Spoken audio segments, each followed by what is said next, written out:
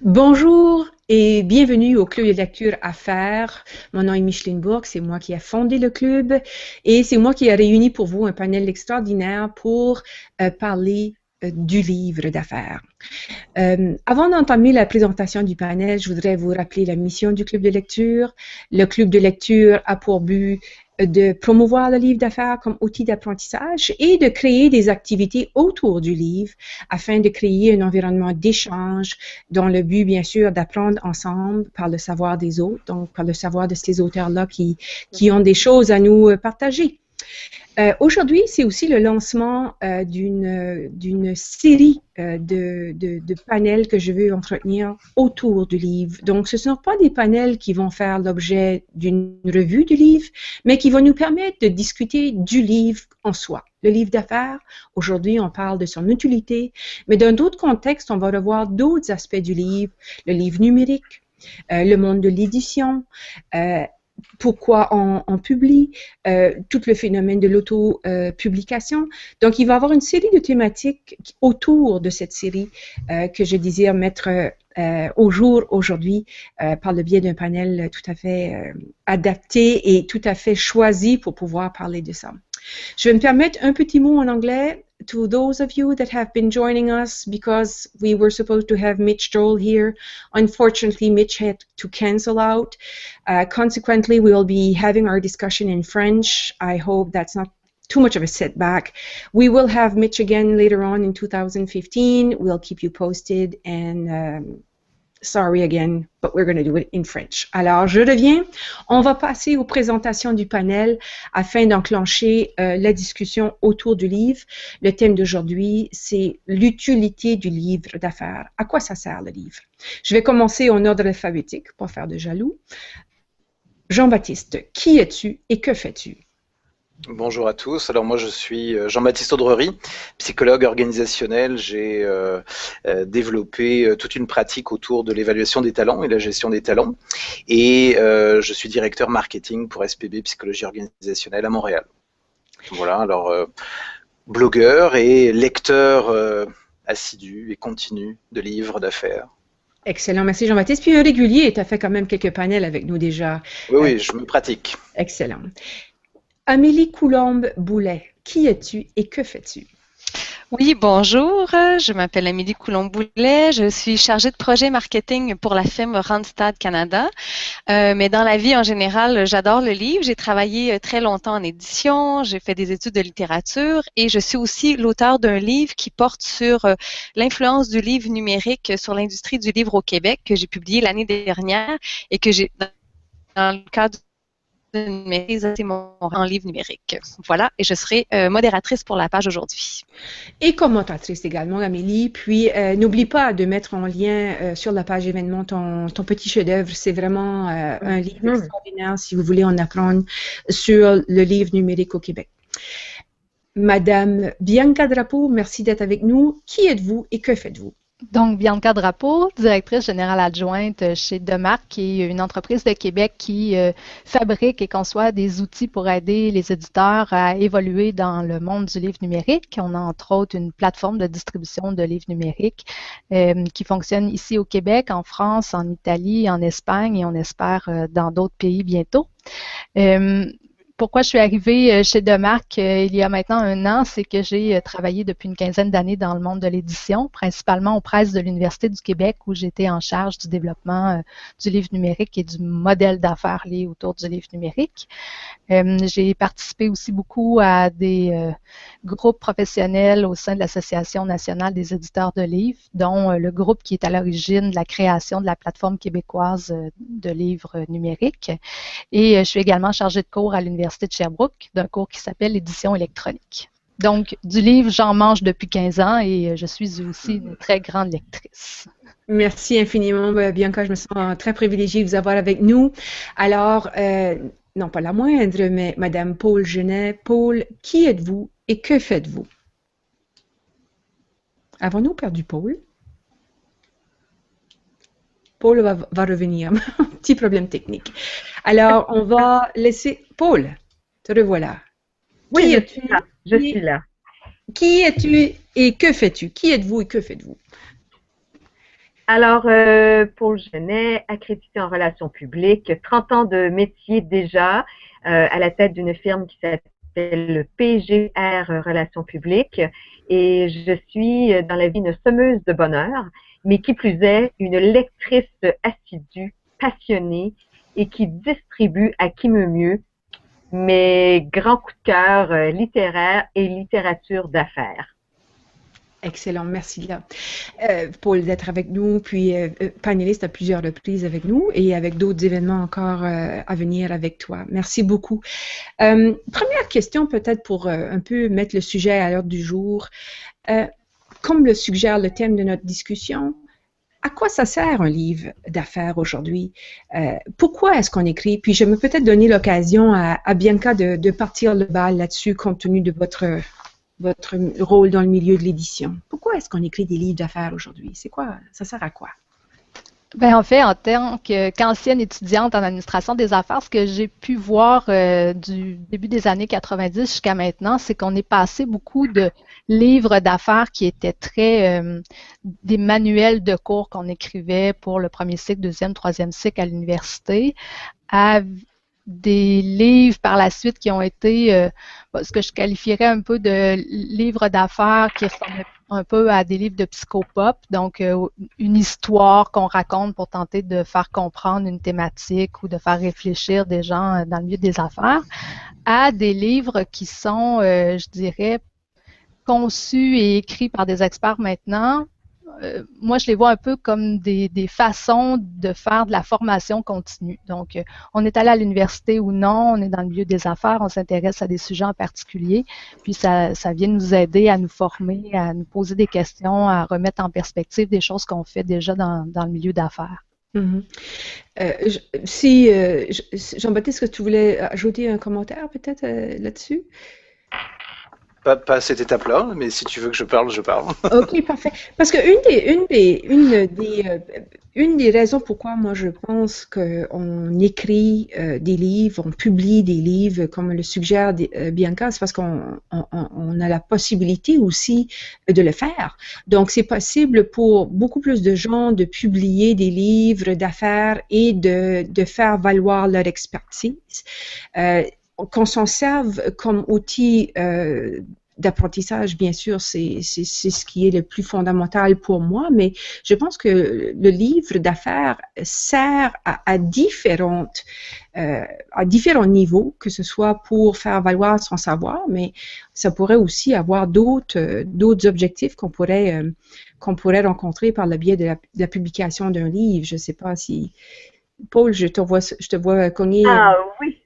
Pour moi, le livre d'affaires et avec les gens que j'accompagne, c'est une véritable rampe de lancement. C'est aussi une clé qui nous permet d'ouvrir des mondes si différents, un univers complet.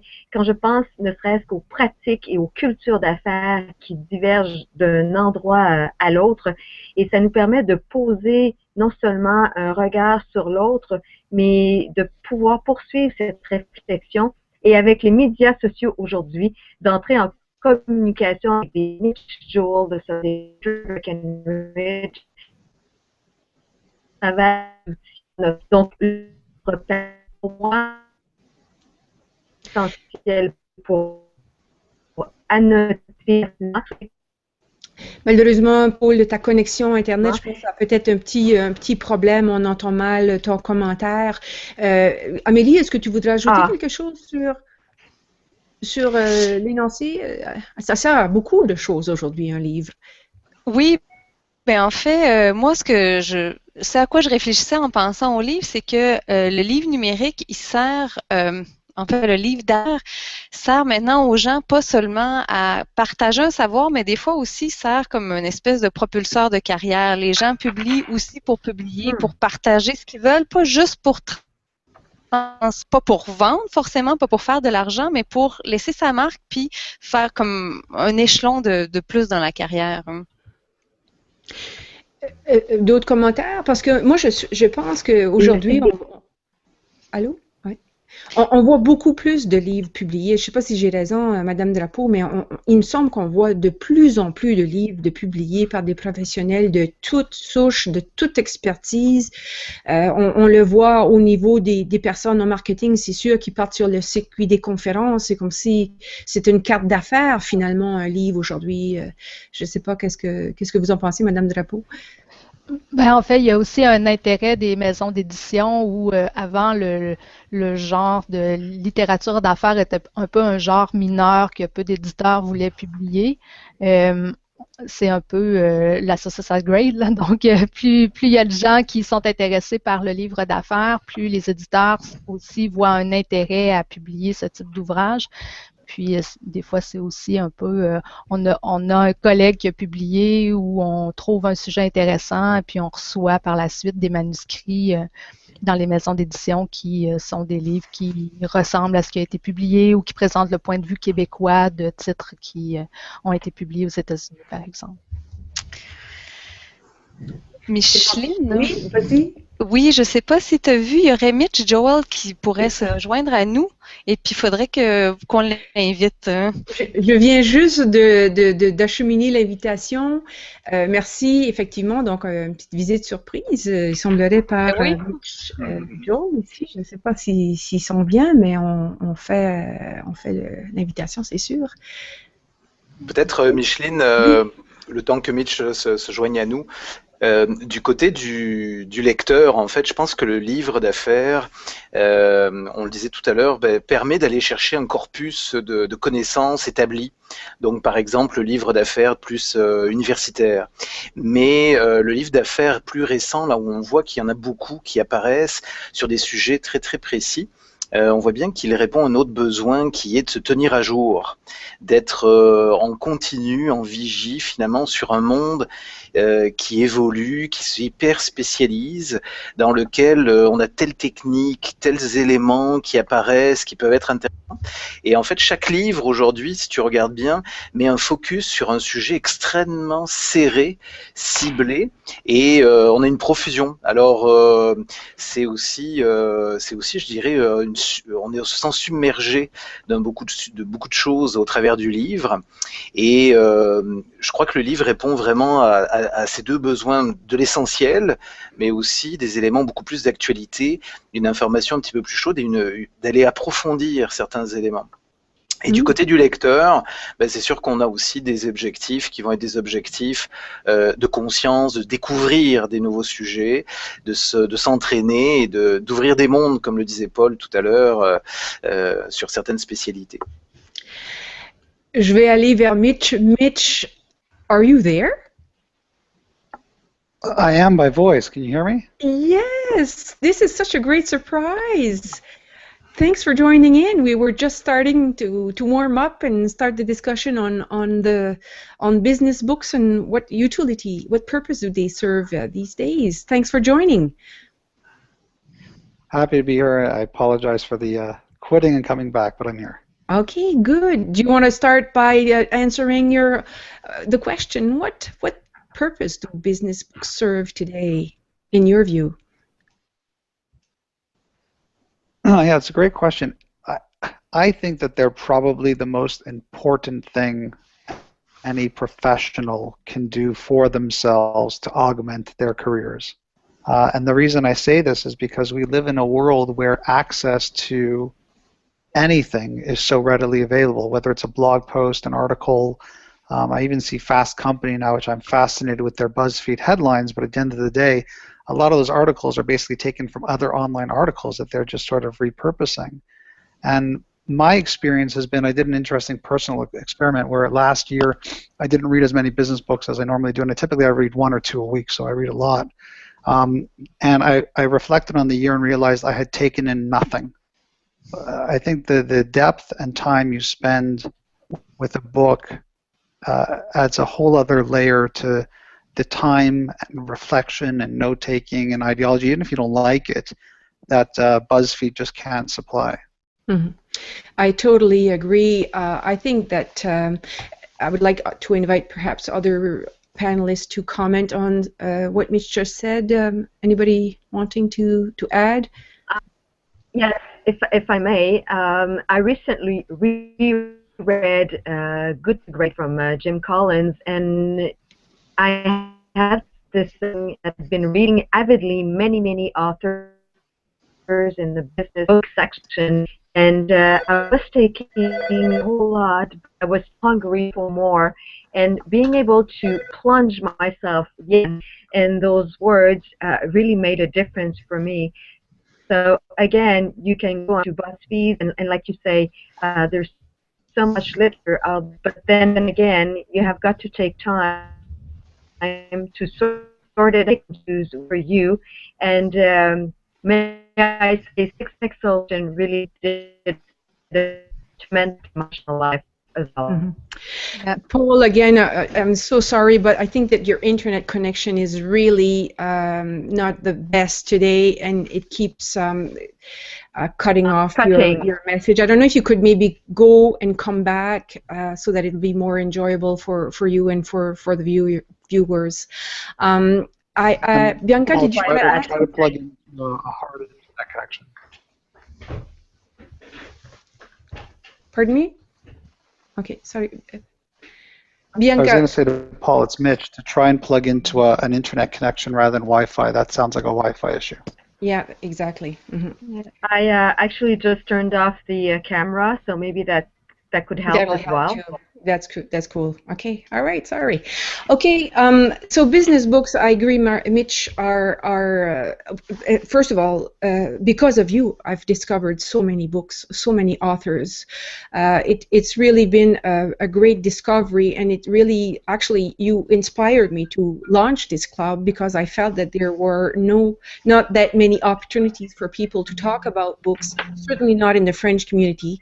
So you've done a great job about promoting books. That's why I invited you in the first place, not because you're not or on top of it, but because of the role you've been playing in promoting books. So thanks again for all of that terrific work.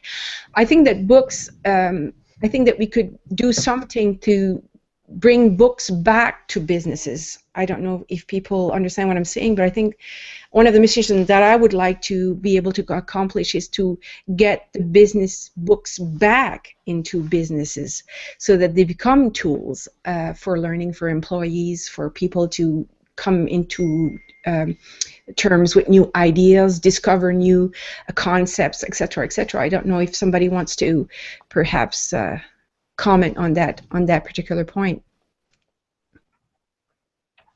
Anybody there? Bianca, did you want to perhaps? Well, I'm always going to answer these things. Just okay, ask go me ahead. directly. Go ahead. Otherwise, I'll be a panelog. Go ahead. I think when it comes to organizations, you have to be very careful. And the reason I think you have to be very careful is because I still believe that books are extremely personal, and people take them certain ways and read them certain ways.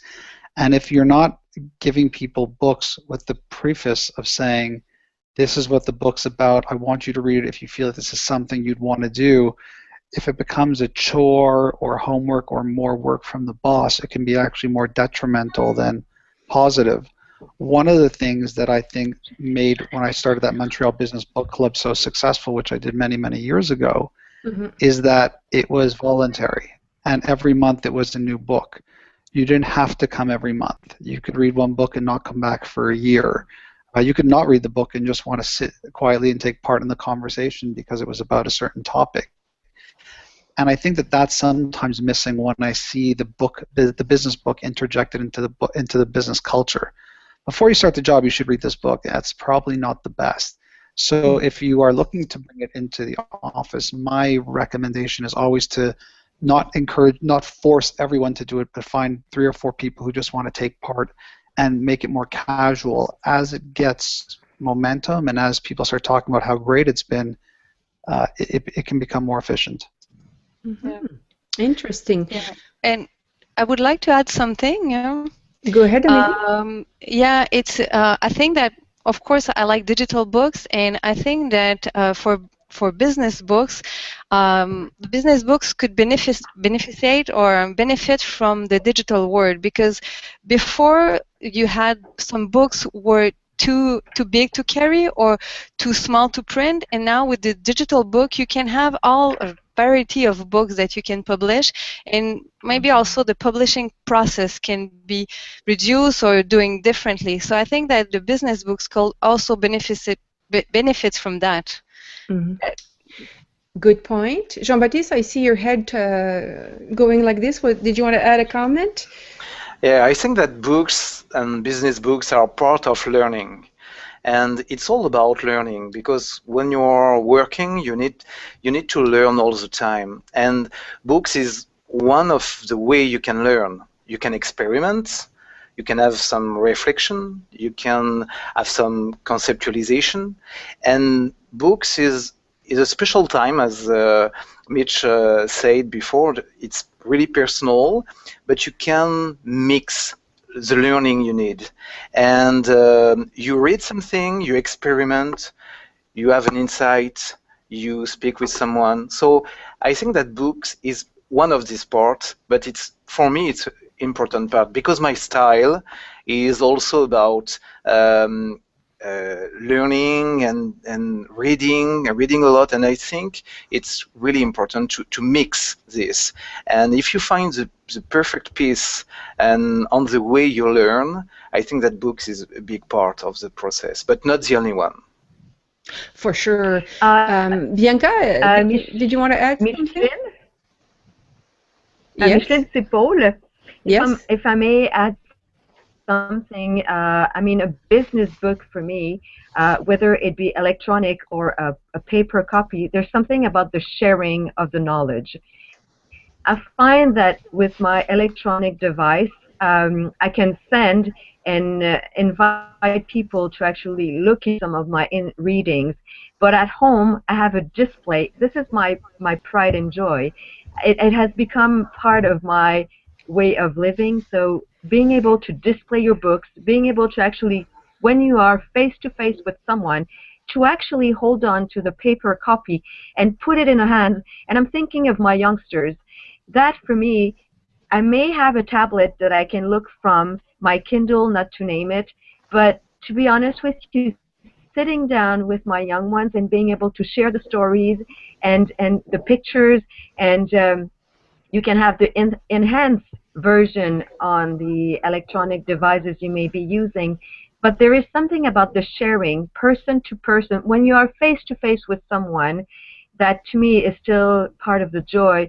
And even with a client, when we share business books, I can send a link, I can invite someone to buy, I can send them the book over, but sending the book with a note, making it more personal. I thought of you, and this you should be reading, like Mitchell was saying, a preface, or I don't know if you say that word, but a word to actually open up the door to that new universe. So sharing is also part of the experience when it comes to a business book reading, I find. Absolutely. Paul, next time you want to speak, just send us a note in the chat box and we'll be sure to put you online. Bianca, getting back to you, do you want to add something to some of the comments we've said about? Yes, what could be interesting with ebooks is the possibility to use extract, for example, to see if the books you want to buy, it's interesting.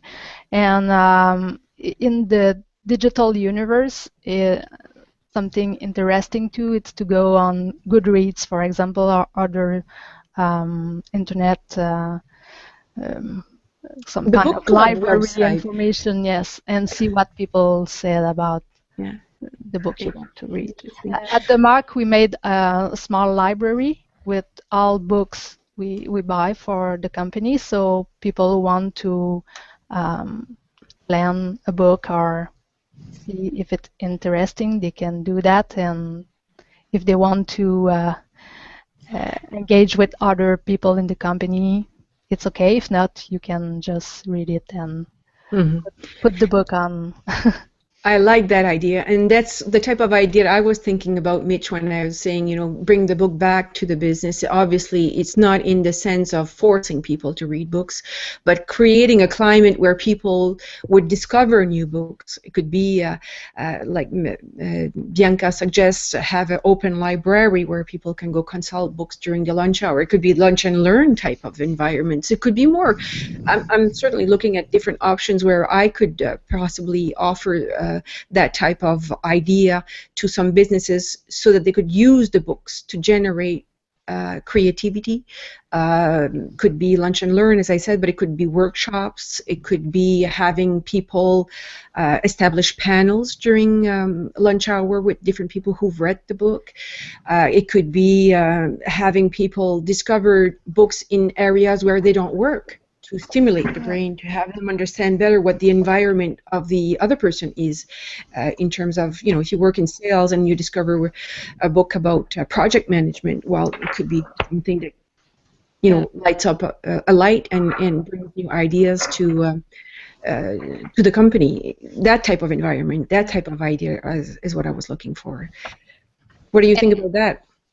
I also think that, for me, digital books and paper books are not opposed. These are things that can work together, and also the digital world provide us with many opportunities to discover the books. So whether it be paper or digital, and I think that Mitch Joel did a really fantastic job when he launched his last book, Control-Alt-Delete, with all the use of the new media and all the possibility that it offers.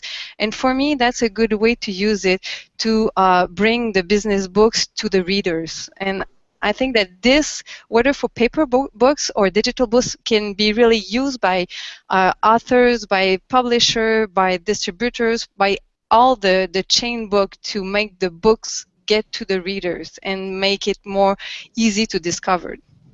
Good point. Paul has something she wants to add. I think that any business book is like a gift. It enables us to really turn, when we look at some problems, for me, it is a solution that is being offered to me, and sometimes in a very simple way. I think it's also an easy-to-use tool for any people that start a business, for instance, or any entrepreneur, because we have to look at business books from the reader's perspective as well. And being part sometimes of different networks, I find that the suggestions are always worth our looking into. And again, whether it be the email. Lost Paul again.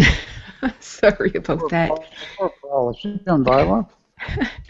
I think she's going to. I think she'll be investing in her internet connection real soon. Did you want to add something, Mitch? What about this idea of having lunch and learns over books, or creating internal book clubs, or having bookshelves like Bianca is suggesting? We've done the bookshelf thing, and I found it to be successful for those who are interested in looking at the books. I'm always sort of amazed at the books that are on this shelf and how they sometimes sit there collecting dust, when I know there are people within the organization who could probably benefit from seeing them.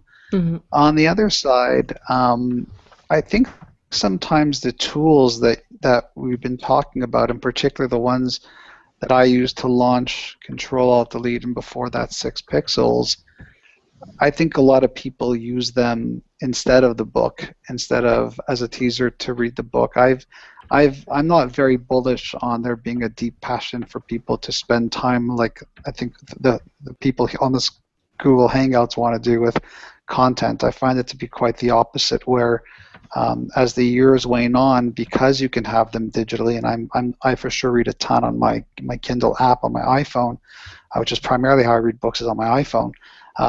That the desire or the ability to hop somewhere else is so great that I think it also sometimes diminishes a person's realization that they have this. I'm always amazed. I'll sit in a doctor's waiting room. I'll be waiting for a train, and the fact that I can bang off a couple of pages in a book on my iPhone is astounding to me without having to carry it around with me, which is the most annoying part, is having to carry these books around with me all the time. And I think that while I'm like that, I think most people maybe start a book, read a page or two, and then do hop over to see what's happening on Twitter or Facebook, and it acts more as a distraction, or they use it as a supplement, things like the slideshow work that we've done with our books. Interesting, interesting. Oh, we have a question, Amélie. Something's happening on the page. In fact, we have a good comment. Okay. It's Mathieu Laferrière who wrote, just a quick note, I buy the electronic version of a book to decide if I buy the physical book. Then I read it in depth. Then I can give the book and keep the electronic version for later. So that's a good use of paper and digital version, how they can work together. As an author, I want to thank that person for buying 2 books instead of just 1. But mind you, I like to do that. I like to do that too. I still am attached to the paper book. Mind you, I don't buy as much as I used to because I find that some of the books don't have a lifespan as long as it could. Like there's classics. We've read through the book club some of the classics that were written 10, 20 years ago that are still good books to read, and we're going to continue looking at those classics. But I find that there's a whole series of books that are on the market that have a very shorter lifespan, namely in social media. I mean, social media, what is good today, not all of it is going to be good in 6 months, a year, because new tools come in, new ways of doing the use could change. It could be a variety of factors that make the content totally obsolete after a short period of time.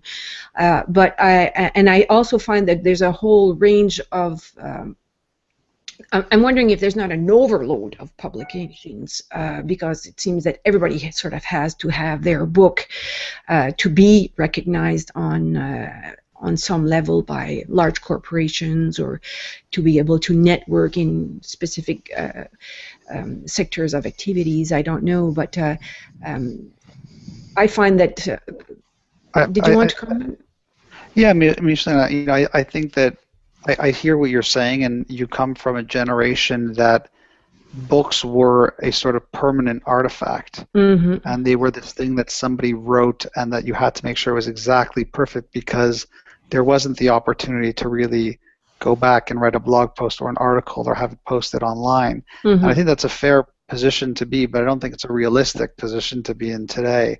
So I actually look at books very much in the moment, and I don't read a book and then think, well, will this stand the test of time in 20 years? I wonder if it'll help me now. And I say this because if you just look at the general pace of business, it's fundamentally changed. You know, the average chief marketing officer has a 5-year life shelf, which has increased significant over the past couple of years. A CEO, 7 years.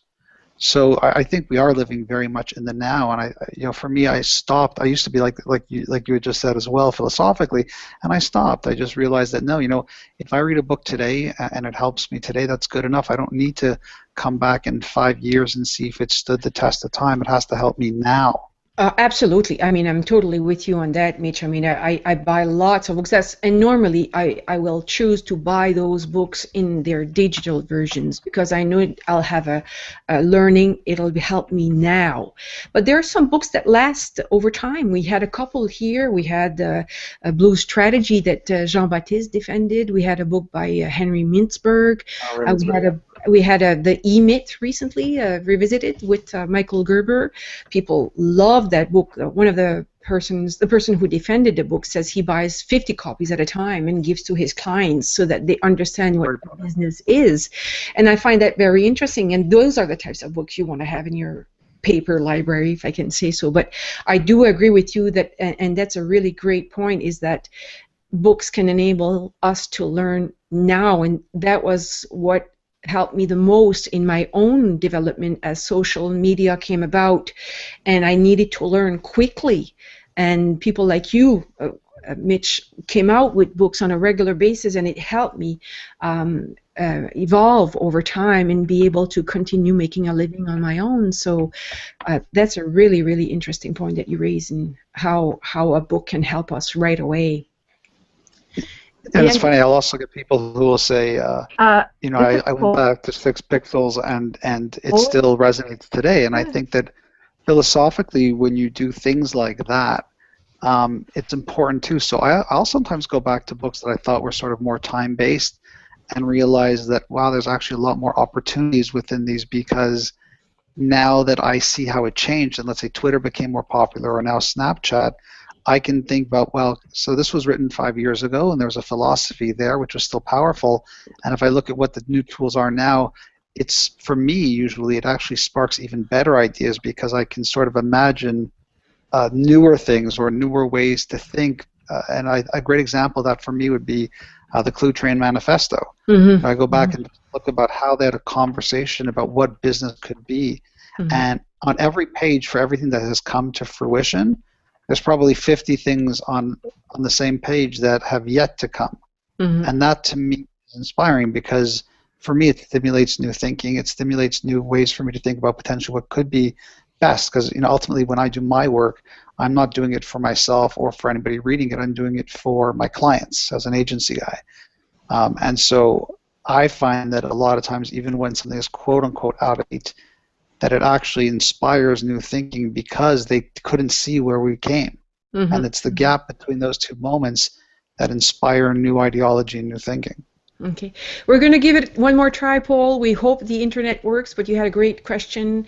Go ahead.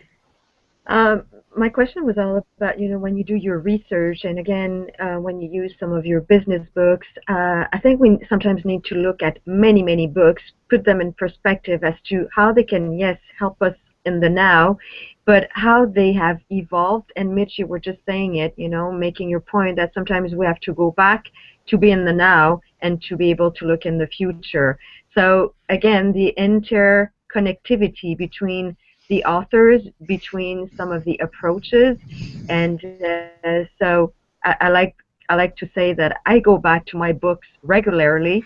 I find that it's easier for me to look into a paper book as opposed to an electronic book. Maybe I'm not used to doing the research inside an electronic book, but I still find that I'm surrounded by many paper books when I do the research. And like Mathieu Laferrière was saying, I will also look into the electronic version. So yes, I am an avid buyer of 2 books at a time.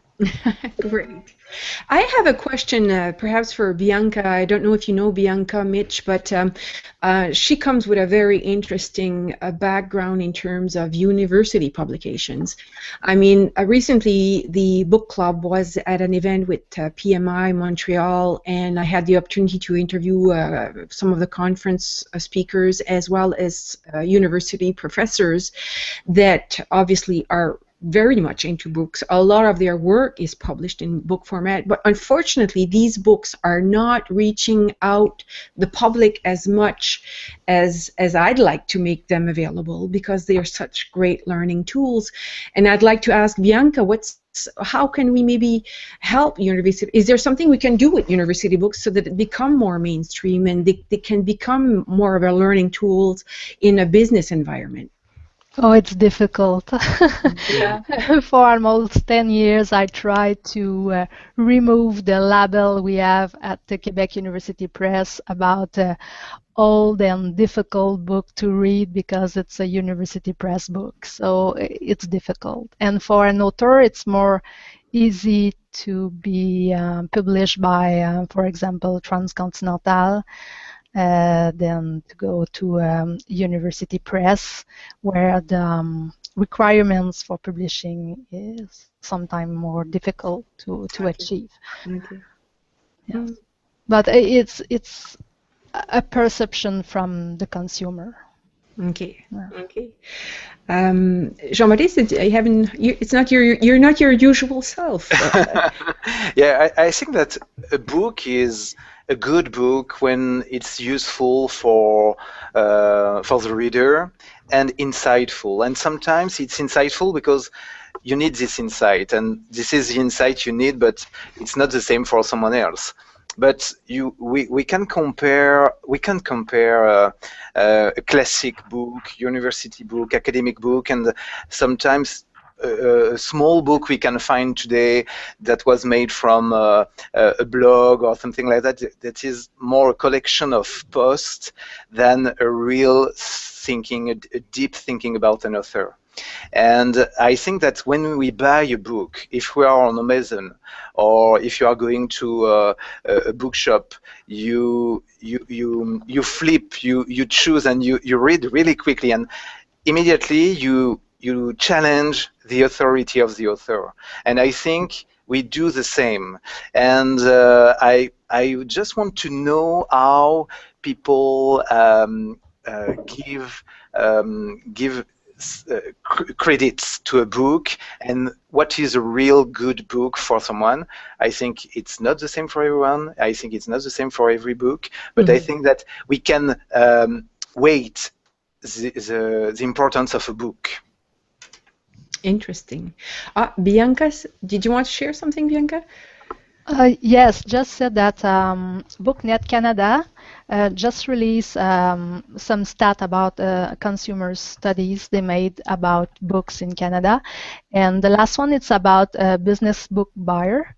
So it's interesting to see that people who answered their question said that I know what I was looking for in a business book, and I know exactly what I'm going to buy when I go shopping.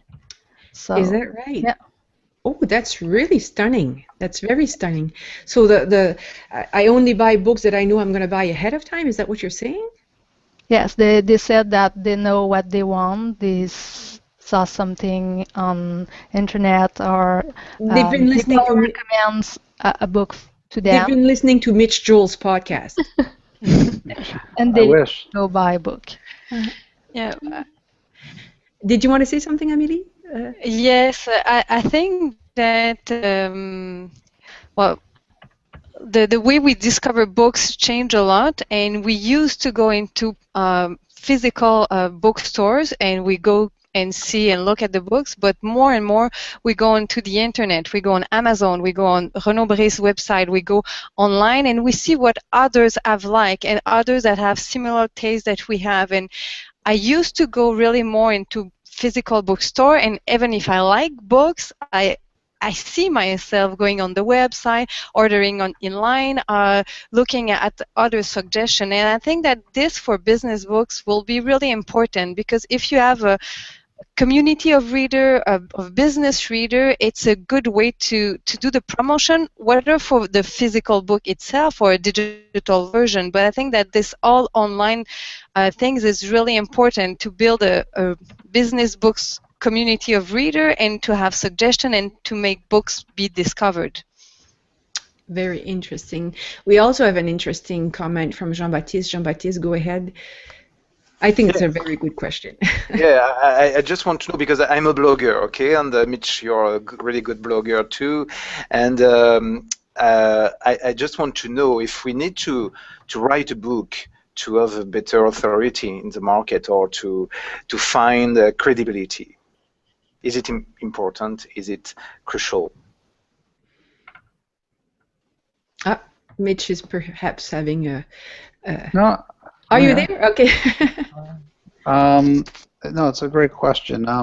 I struggle with this a lot. I find that there are a lot of people who come online and they build up a significant following on Twitter or a significant audience in a blog, and they are confusing audience with authority or audience with experience. And to me, I wouldn't use the word authority, Jean-Baptiste, as much as I would use the word, do you have an audience, or do you have an experience, or do you have both? And I think experience is something that's earned over time and being in the foxholes of business. I don't think it happens just because you have a lot of followers on Twitter. The challenge with that, obviously, is the fact that a lot of followers on Twitter can sometimes get you a pretty good book deal. And what happens is suddenly what is perceived as authority, well, this person has 100,000 followers on Twitter and they have a New York Times best-selling book. They must be very, very smart and experienced.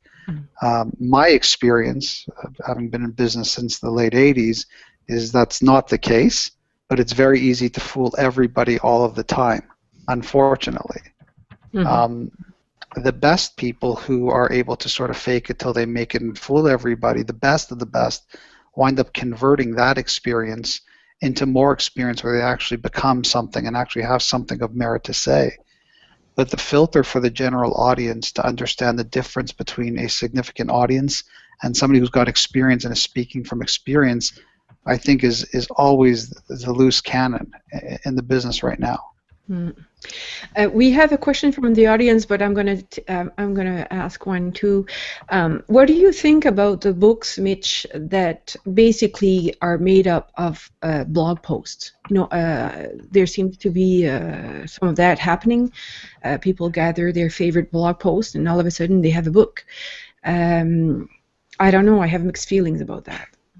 I have mixed feelings too. I mean, I think when Seth Godin does it, it sort of creates this permanent architect of content that I love having and reviewing and checking out here and there. I think that when people just want to be an author and they're doing that, it's failed.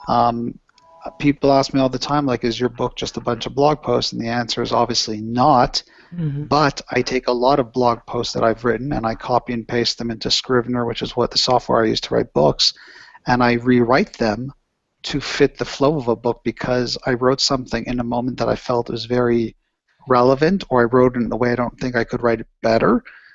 But I do know that because it's a book, I can expand upon it, I can explain it better, I can add more depth, more color, more angles, more case studies to it.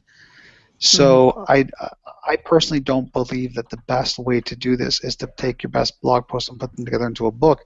But if you're a very well-known blogger and it's the type of work that people will want to read and collect, I'm all for it. Interesting. Let's go to the question, Amélie. We have a question from Mathieu again. Yeah, Mathieu is asking, Mitch, what is the position of your book in the overall strategy? Attraction, conversion, fidelization? Yeah, it's a great question.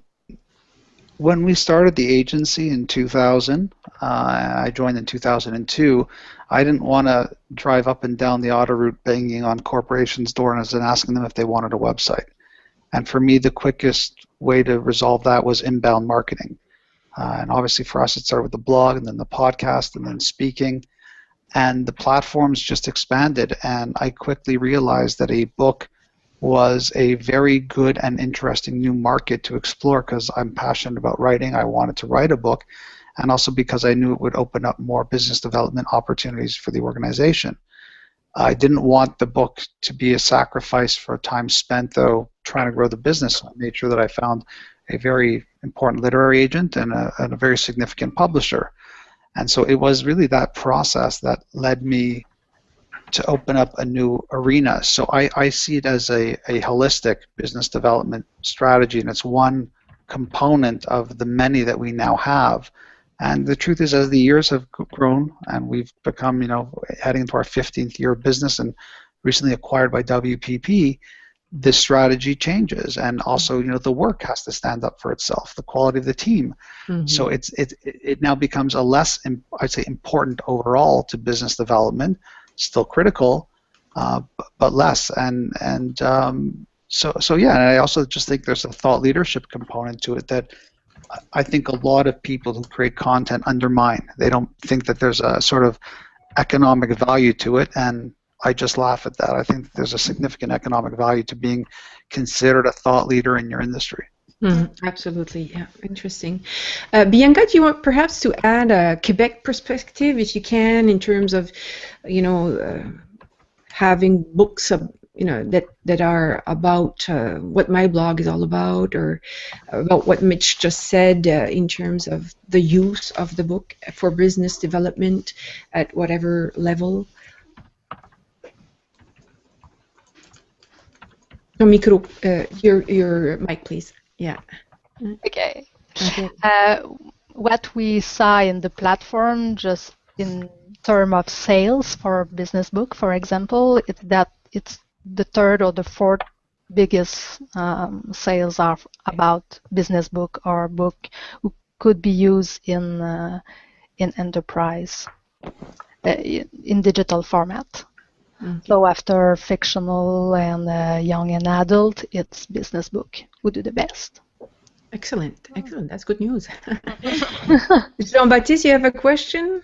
Yeah, I would like to know what is the future of business book, because when you see blogs, vlogs, podcasts, audio, video, education is everywhere, content is everywhere, so it's complete mix, okay? And what will be the specificity of business book and how it will merge the way we interact with digital content and support? Mm-hmm. Mitch, that's a good one. I mean, I don't look at it as, I think there'll always be a market for people who want to read this type of depth of content, and I think that the definition of what a book is probably a topic in Google Hangout and 2-hour disposition unto itself.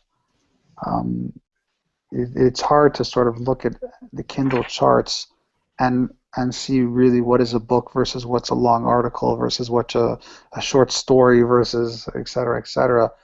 That being said, I still think that I'm working on my 3rd book right now, which I'm going to do as a co-author, and the process of that is the same. We want to create a book that is substantive, that is in depth, that provides both strategy and tactics, and I believe that while the format can be, evolved, links, embedded content, etc., the spirit of still a business book is still a business book. It's like saying, what do you think the future of movies is? Well, it's hard in a world of Netflix where I'm watching it on my computer screen, but I think ultimately people still want movies, however we want to define them and how it changes. So I think the future for them is still significant. I don't know if I'd say it's bright. I think that as each year comes on and on, I'd love to say more and more people are reading business books. I don't believe that to be the case. But, maybe it's a niche product. Maybe the club will change that, Mitch. Maybe, yeah. We have another great question from Paul. Paul is asking, what in your view, and anybody can comment here, but certainly Mitch, what makes a good business book? What are the criteria? What do we base our judgment on to distinguish the good from the bad? That's like asking what makes a great song. I think it's a very personal thing. Kurt Vonnegut once said that I write for an audience of one. I don't know who that one is. It could be a real person. It could be a fictional person. In Kurt Vonnegut's case, it was his daughter or his sister who had deceased, who had passed away. And when I write, I very much write for an audience of one. I'm not going to tell you who. But it very much is in my brain an archetype of somebody, and I very much try and focus just on them. And then, sometimes I think sales are reflective of that. I think that sometimes they're not, to be honest. But more often than not, to me, it's hard to say what makes it great or what made you love it and someone else really hate it. And listen, Amazon is the greatest at showing you people who love it and hate it for sure. That's right. You hope you have more 5- and 4-star reviews that are authentic and real and not just friends who are trying to help you out. And sometimes the 1s and 2s are very powerful in terms of helping you think differently about how you create content. My personal feeling is one is I have thin skin, so I get sort of offended by them obviously and then hurt. But when I look at them, a lot of times I think that they bought the book in the wrong spirit. They probably should have bought maybe a dummy's guide for something, or they should have bought a book that does more this. And I can understand their frustrations because a lot of times people are buying books to figure out how to, when I wrote a book of why to. And that's a different thing, and it's a different audience for that. So I would love to say, a book should have this, a book should have that, but I really do think that a book is like a song, and some songs really resonate with people and some don't. Right. Good point. Perhaps we can conclude on this question here, which comes from Amélie. If you want to, because I think I want to make a full panel on this particular question here. But let's give it to Mitch. Go ahead, Amélie. Do you think that we will see more and more self-published business books as we see in fiction? Oh, absolutely. So, I mean, even was speaking to somebody who also writes books, and I said I sort of hate the Kindle bestsellers list, because when I go there, I can't tell which are what I would call the business books that are published by a house with an agent, or the ones that someone just posted for 99 cents and they get it to the top of the charts. And there's a viable business in both, and I'm not diminishing one or the other. But clearly, the ability for anybody to write a book and publish a book is there, and it's going to become more and more prevalent. And to sort of spin off of where I was going with the music, you know, I play electric bass, and I've been playing since I was young. And I always tell people the same thing: is I play electric bass, but I'm not a bass player. And so I think anybody can write a book, but just because anybody can write a book, it doesn't make them an author. Totally agree with that. I'd like to have Bianca's view on this. Bianca, do you think that we will be seeing more and more self-publishers? Yes, definitively. A lot of platform exists already, and we saw maybe 1 or 2 platforms each 3 or 4 months appear here and in Europe. But what we saw too, it's publisher who use self-published platform as a way to select next author. So they go on the self-published site, they saw the book, and they would decide to pick a book and have a new author in their group. I left 50 Shades of Grey. Yes. Well, you know, you talk about that, and there's a great story that I've been telling recently, which is going to be a part of my presentations going forward because I found it so dynamic. But there's a platform called Wattpad, WATTPAD, where people can self-publish anything. And it's become very, very popular. In fact, the person who wrote the Da Vinci Code, Brown, just announced that he's going to be publishing something on Wattpad, which has a major audience. And when it started out, it was basically used, you know, a lot of fan fiction, right? So it's like, I love Star Trek, so I'm going to write my own Star Trek book and post it up there. And there was this very interesting young woman who was writing a book about the band One Direction, believe it or not. And the idea of the book was that I mean, I don't really know the whole story of what they were doing, but it was this interesting book about it. And she has gone on to get over 1 billion views, 1 billion reads, sorry, 1 billion reads, which is not a typo, 1 billion reads. Wow. And now she got a major publishing deal with Simon & Schuster, I believe, and it's become this massive bestseller. And I'm trying to pull up the name of it. It's on my blog somewhere. If I can find it fast enough, I'll tell you. But the point is that she leveraged that idea of using these platforms as almost like an amateur playground to figure out who the next stars are. I mean, A&R artists in the music industry were using MySpace and Facebook and YouTube, and they still are, to definitely find out who would be the next bestsellers. You know, this girl is a really interesting story. Obviously, to have 1 billion reads on a platform is pretty crazy. Her name is Anna Todd, A-N-N-A, Todd, T-O-D-D, and the book is called After. Okay. It's a 600-page book, totally available for free on Wattpad, but now they're selling it as this massive bestseller. And interesting scenarios where new models of publishing and new authors are definitely being discovered because of these platforms. I don't know if I would have had a book deal if it wasn't for blogging and publishing for free for all the years that I did. Yeah, most likely. I find this so interesting. We're topping the hour, and it's my first series of discussions on books. This discussion has just given me more ideas. I'm sorry for our viewers about the technical problems that we've had, but I certainly hope that you have appreciated greatly the input, namely by Mitch and the other panel members. I hope to be able to launch this series on a regular, at least bi-monthly basis, perhaps every 3 months. We'll be talking about self-publishing, we'll be talking about books inside out, and we'll conclude on this. I'd like to give perhaps the opportunity to everybody to say goodbye, and if you had a couple of recommendations you want to set forth to our audience, we'll be publishing an article following this podcast in the next week or so, and we'll be sure to include the link to that particular book. So we'll start with Amélie, conclusion remarks, and if you have a book, let's hear it. It was really interesting. I wish we had more time.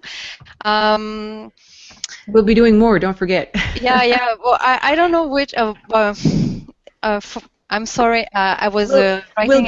We'll get people to read your own book, Amélie. Yeah, you can read my own book. It's called Influence du livre numérique sur l'industrie du livre au Québec, and I've shared the link on the event page, so you can read about that. I've published it digitally only, but I couldn't publish it if it was not for the new media that now we have. Excellent, and thanks for your contribution, Amélie. We'll have you again on board. And Bianca, last words. I hope you appreciated the experience and that we can count on you from maybe other occasions, but we'll give you the word to say goodbye to our viewers. Yes, it's sure I will participate next time. And maybe you talk about University Press business book. I have one to recommend. It's Créativité et la gestion. Okay. Published at Quebec University Press, Camille Carrier and Sylvie Gélina. It's a very good business book about how to use creativity in every field of administration. Excellent. Thank you for that suggestion. I like that. There's lots of hidden treasures. Jean-Baptiste? Yeah, I just want to say that for every or almost every interview for recruitment I do, I ask this question: what is the last book you have read? And it's always surprising, but I think that there is always a book, a business book for someone in their life, in their work. I would like to see more readers. I would like to see more learnings based on business books. But sometimes you can see how people develop themselves, and you see also how a book has a place in their life. It's really interesting. Excellent. Any suggestions? We had some of yours already with the club, but last minute book? So many books. I will send you links. And that's fine. Paul, last comment. Last comment. I am grateful. I came in grateful, I leave grateful. It's the celebration of the words, the coming together of opportunities for us to think and to build on the words from the author. And I think that the business book is there to live. Excellent. It reminds me, thank you, Paul. Paul will be on our panel next Friday, November 21st. We're going to have another author, Mitch, maybe you know her, Deirdre Brickenbridge. We're going to be reviewing her book, Putting the Public Back in PR. That's this coming Friday. Thank you, Paul. Thanks for your assistance. And Mitch, I can't thank you enough personally. You've had such a big impact on me, on my life, on my love of books. You've made me discover so many great authors. I enjoy listening to your podcast. I enjoy reading your books. I've read both of them. I particularly enjoy your blog, like many other people. And we wish you all the best, and thank you so much for spending time with us. Thank you. Thank you. Well, my pleasure. Thanks for having me. And I have the list of my books are already on the Google Plus page. That's right. We got that, and we'll be definitely checking them out. Thank you so much again, Mitch. All the best to you. Thanks, everyone. Thanks for having me. OK, c'est bon. On met fin à l'événement. Merci beaucoup. Merci à tous. Et je vais mettre fin à la diffusion en direct.